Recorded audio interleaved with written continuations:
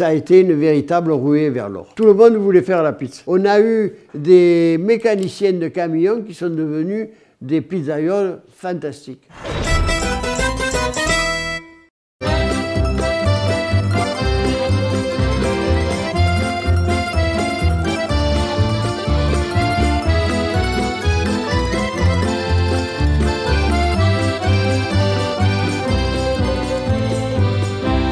C'est monsieur Jean Méritant, qui était steward à bord des bateaux qui circulaient en Méditerranée, qui a eu l'idée de créer la pizza d'abord en remorque, parce que lui-même avait peur de mettre le feu au camion. Alors il avait mis une remorque simple, attachée à un camion J7 Peugeot, et il enfournait au-dessus du vide. C'est-à-dire qu'en cas d'incendie, il décrochait la remorque et se sauvait. On a une photo de son premier camion. Quand au début, il circulait avec la remorque accrochée à son camion, à une époque où c'était inconnu, les gens croyaient qu'il venait goudronner les rues. Parce qu'à l'époque, les camions qui goudronnaient les rues traînaient derrière une remorque avec un four qui chauffait le bitume. D'abord, il n'y avait même pas de four à gaz adapté pour les camions de pizza, c'était des fours de grande cuisine. Et les fours à bois étaient souvent trop lourds. Au début, on a eu des confrères qui avaient installé un four à bois dedans, tellement lourd que le camion, au premier caniveau, il s'est coupé en deux. Vous voyez ?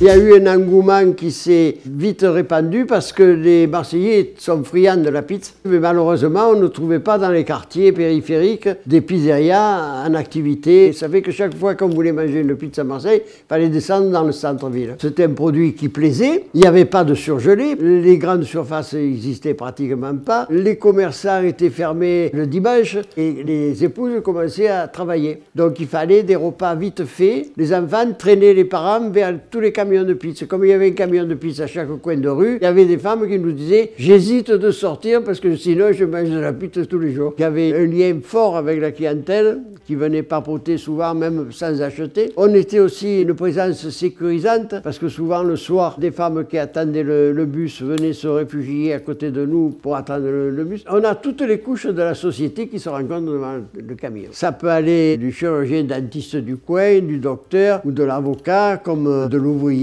Tout le monde est devant le camion, papote, alors que s'ils habitent dans le même immeuble, ils ne se connaissent peut-être même pas. C'est un lieu de rencontre chaud et convivial.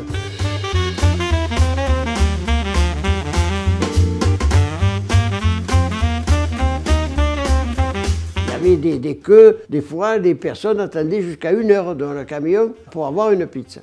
Donc les gens ont dit ils font de l'or en barre, ces gens-là, et ça a été une véritable ruée vers l'or. Tout le monde voulait faire la pizza. On a eu des mécaniciens de camions qui sont devenus des pizzaioles fantastiques. Et on a vu même un directeur de caisse d'épargne abandonner son travail pour devenir camion pizza. Ça grandissait de jour en jour. On est arrivé à Marseille à 225 camions.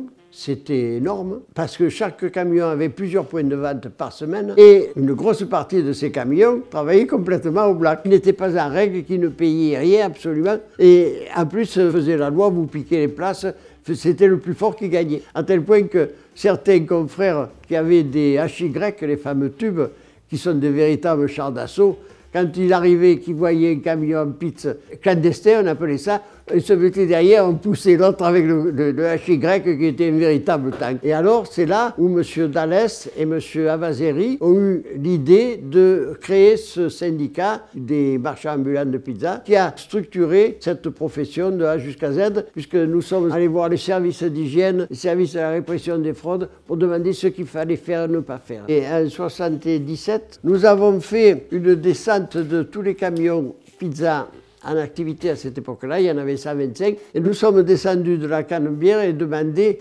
auprès de M.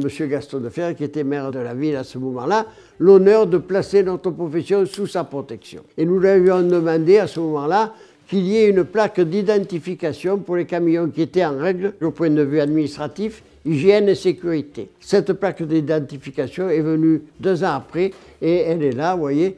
C'est la plaque d'identification avec l'inauguration à la Villa Bagatelle en janvier 81.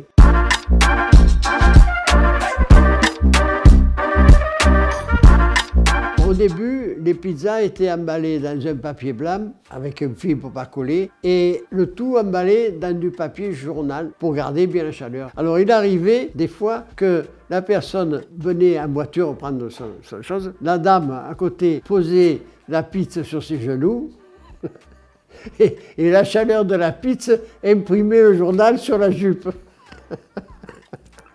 Les gens étaient quand même bons enfants, ça se passait en rigolade, mais c'est arrivé plusieurs fois. Le carton, il est arrivé, c'est à peu près là quand on a fait cette publicité, parce qu'on avait créé une publicité sur les cartons pour pouvoir donner des cartons très bon marché à nos adhérents, de façon à les obliger, entre guillemets, à passer au carton, parce que c'était la demande de la clientèle qui voulait ça. C'est en 89 qu'on a lancé à Chotel la marque Pizza Pub, la publicité qui emballe. Ça a fait de telle sorte que la clientèle leur a réclamé après des cartons quand il n'y en avait plus.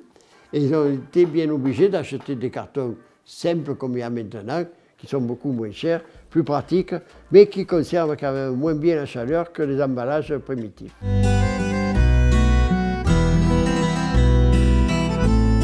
C'est un métier qui s'est répandu à travers la France. Il s'est trouvé que quand ça a été stabilisé à Marseille, des communes environnantes sont venues nous demander conseil pour recevoir chez eux des camions et ainsi de suite. Ça a fait tache d'huile. Et dans les années 75, on nous a transmis une photo d'un camion de pizza à New York qui était un peu différent du nôtre, qui était là, vous voyez. Je ne sais pas ce qu'il est devenu. Il n'est jamais adhéré au syndicat, on ne le connaît pas.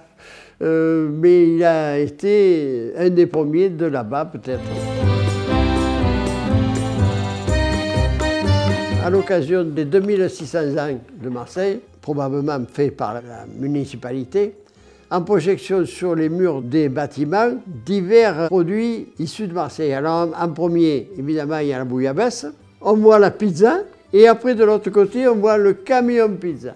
À côté de la bouillabaisse, c'est un honneur. Hein. Ça fait voir que les Marseillais sont vraiment accros de pizza. C'est notre drogue.